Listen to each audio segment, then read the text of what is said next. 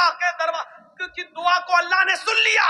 ये आखिरी वक्त में खौला बिनते सालबा की कमर झुक गई, कमर लाठी लेके चल रही थी, और एक दिन हजरत उमर घोड़े पर बैठकर जा रहे थे, खौला बिनते सालबा एक पुल पर लाठी टेक कर खड़ी थी और वहीं से इशारा कर रही थी, उमर रुक। उमर रुक गए, इधर आओ। हजरत उमर खौला बिनते सालबा की आवाज सुनकर घोड़े से उतर गए और चले गए, नीचे झुक, और कुछ बात कहने लगी उनके कान में। उमर फारूक के साथ जो लोग थे उनको बड़ा गुस्सा आया। एक मामूली सी बुढ़िया उमर फारूक को धमकी देती है, उनका घोड़ा रोकती है, उनको घोड़े से नीचे उतारती है और कहती है कान इधर कर, कान में कुछ बोलती है। फरमाया अमीरुल मोमिनीन, एक मामूली औरत आपको घोड़े से उतारती है और आप उतर जाते हैं, एक मामूली औरत आपको इशारा करके बुलाती है और आप चले जाते हैं, एक मामूली बुढ़िया आपको कहती है कान नीचे कर, और वो आपके कान में कुछ बोलती है, आप सुन लेते हैं। क्या बात है, इतना कैसे? फरमाया हजरत उमर ने, अरे मेरे साथियों, ये मामूली औरत नहीं है, खौला बिनते सालबा मामूली नहीं है। जब मोहम्मद के दरवाजे बंद हो चुके थे तब इसके दरवाजे को अल्लाह ने खोला था।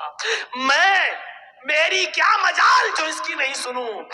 सातों आसमान के ऊपर अर्श पर बैठा हुआ वो अल्लाह जब इस औरत की फरियाद सुनने के लिए तैयार है, तो उमर के अंदर ये मजाल नहीं कि वो घोड़ा छोड़ कर आए और इसकी बात न सुने।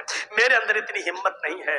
मेरे प्यारे साथियों, ये थे हुक्मरां जो एक मामूली बूढ़ी औरत की बात को सुनने के लिए चले जाते, और दलील क्या देते थे? इस औरत की बात को जब अल्लाह ने सातवें आसमान के ऊपर सुना तो उमर की मजाल क्या है जो जमीन पर रहकर इसकी बात को ना सुने। नहीं, मेरे अंदर इतनी जुर्रत नहीं है, मेरे अंदर इतनी बहादुरी नहीं है, मेरे अंदर इतनी। तो इस्लाम सहूलत का नाम है, इस्लाम आसानी का नाम है। आप दूसरों के लिए आसानी पैदा करिए, लड़की वालों के लिए मजबूरियां पैदा मत कीजिए। आपको मालूम होगा कि एक सहाबी आए, इससे ज्यादा आसानी क्या होगी। एक सहाबी आए, अल्लाह के रसूल मैं तो हलाक हो गया। सुनो, बड़ी हंसी आएगी आपको ये वाकया सुनकर। आए अल्लाह के रसूल मैं तो बर्बाद हो गया। आपने कहा क्या हुआ? कहा मत पूछो। रहने दो, एक तरफ तो कह रहे हो कि मैं बर्बाद हो गया, मैं पूछ रहा हूँ क्या हुआ। कहा क्या हुआ बताओ।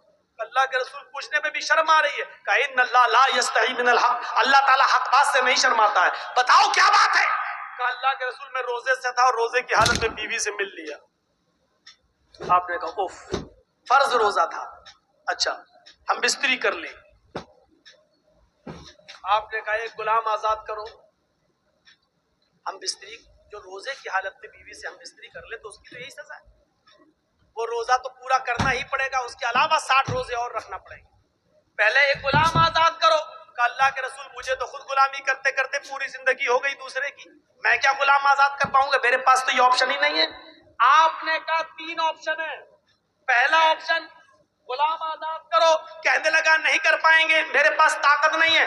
आपने कहा 60 रोजे रखो मुसलसल पे दर पे कंटिन्यू। कहने लगा अल्लाह के रसूल 60 रोजे, 60?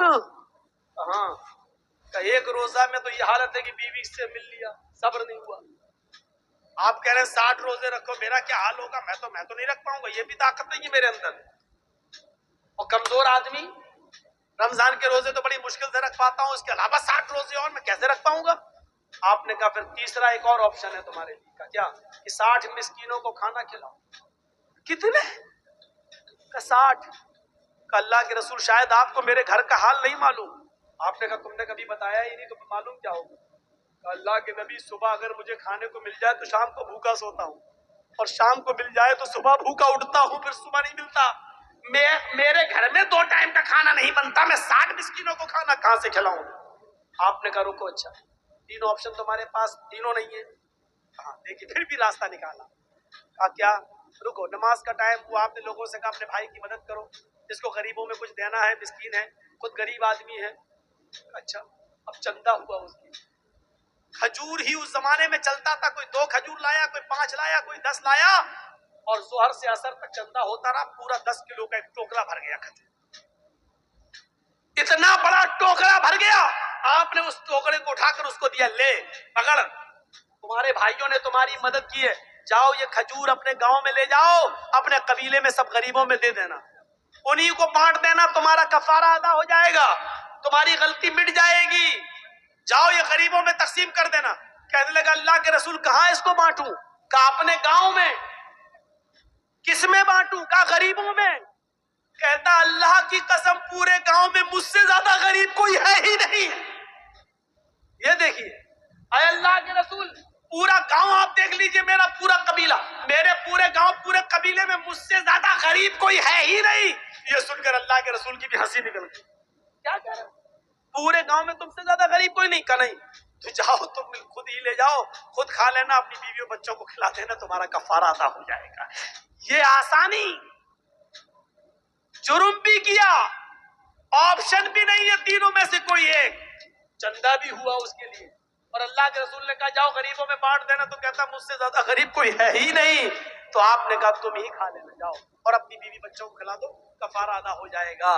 یہ لیجئے، یہ آسانی ہے، آسانی، اس سے زیادہ سہولت اور کہاں ملے گی؟ اس لیے انسانیت سیکھو۔ انسانیت کا سب سے بڑا علم بردار کوئی مذہب ہے تو اسلام ہے۔ آپ بتائیے یہ تعلیم کہاں ملے گی؟ وَلَا تَسُبُّوا الَّذِينَ يَدْعُونَ مِن دُونِ اللَّهِ فَيَسُبُّوا اللَّهَ عَدْوًا بِغَيْرِ عِلْمٍ۔ یہ کہاں ملے گی تمہیں تعلیم؟ دنیا کے کسی مذہب کو اٹھا کر دکھا لو۔ آج بہت لوگ چلاتے رہتے ہیں ہم یہ ہم وہ، اور آج بنے بیٹھے ہیں لوگ، کرسی سنبھالے بیٹھے، لیکن یہ دکھائیں اللہ کیا کہہ رہا ہے؟ لا تسبوا الذین یدعون من دون اللہ، جو لوگ اللہ کے علاوہ غیر اللہ کی عبادت کرتے ہیں، مدد کے لیے غیروں کے پاس جاتے ہیں، غیروں کی عبادت کرتے ہیں، تم ان کے بزرگوں کو برا مت کہو، ان کے معبودوں کو برا مت کہو۔ لا تسبوا الذین یدعون من دون اللہ، جو اللہ کے علاوہ غیروں کی عبادت کرتے ہیں تم ان کے بزرگوں کو گالی مت دو۔ کیا کہا؟ ان کو گالی مت دو۔ کیوں؟ فَيَسُبُّ اللَّهَ عَدْوًا بِغَيْرِ عِلْمٍ، پھر وہ دشمنی میں تمہارے اللہ کو گالی دیں گے بغیر علم کے، پھر وہ جہالت کی بنیاد پر وہ تمہارے رب کو گالی دیں گے۔ مسلمانوں، یہ سب سے بڑی نصیحت کی اللہ تعالیٰ نے۔ مسلمانوں بتایا کیا؟ اگر کوئی ہمیں الٹا کہہ رہا، غلط کہہ رہا ہے، تو اس کا یہ مطلب نہیں کہ تم بھی اس کو الٹا کہو گے۔ کوئی ہمارے، یہ بتائیے، کوئی پاگل کتا اگر ہمارے پیر میں کاٹ لے، اب آپ سمجھ جاؤ تو مزہ آ جائے ہم پاگل کتا کس کو کہہ رہے ہیں۔ اگر اس پاگل کتے کو آپ سمجھ جاؤ تو میری پوری تقریر کامیاب ہے، اور یہ نہیں سمجھ پائے تو پھر بیکار ہے۔ ہم پاگل کتے کا نام اس لیے نہیں لے رہے ہیں کیونکہ ان چینل والوں نے مجھے مجبور کر دیا ہے، سچ بولنے پر اور کڑوی بات بولنے پر مجھے مجبور کر دیا ہے، نہیں بولتا ہوں میں۔ اب یہ آپ کو اشاروں میں سمجھنا ہے، ان چینل والوں نے اپنا چینل چمکانے کے لیے مجھے وہ جملے نہ بولنے کے لیے مجھے مجبور کر دیا ہے۔ اب ہم نہیں بولیں گے، کسی بھی جلسے میں نہیں بولیں گے۔ اس پاگل کتے کو اگر آپ سمجھ جائیں تو مزہ آ جائے، پوری تقریر آپ سمجھ جائیں گے وہ پاگل کتا کون ہے۔ اگر کوئی پاگل کتا ہمیں کاٹ لے تو اس کا جواب یہ نہیں ہے کہ ہم بھی اس پاگل کتے کو کاٹیں۔ کیا کوئی عقل مند اس پاگل کتے کو کاٹے گا؟ اچھا یہ بتائیے کہ ایک پاگل کتے نے ہمیں کاٹ لیا، اب ہم اس کو کاٹنے جا رہے ہیں تو لوگ ہم کو کیا کہیں گے؟ یہ بھی پاگل ہے۔ کتے نے کاٹا، پاگل سا تو بھی اس کو کاٹ۔